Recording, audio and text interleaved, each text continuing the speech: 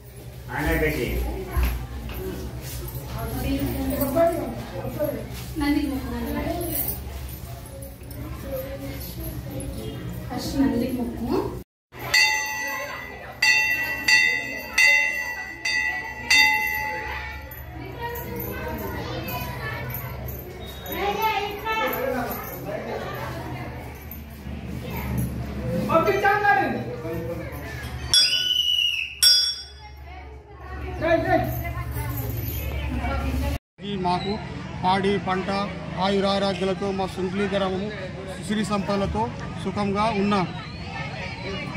నాగపంచమి సందర్భంగా నాగపంచమికి మా నాగమ్మ దేవుడికి వచ్చిన ప్రతి ఒక్కరికి ధన్యవాదాలు. ప్రతి సంవత్సరము నాగపంచమి రోజు వేలల్లో చుట్టుపక్కల నుంచి ఈ వేలల్లో భక్తులు వచ్చి దర్శించుకుంటారు.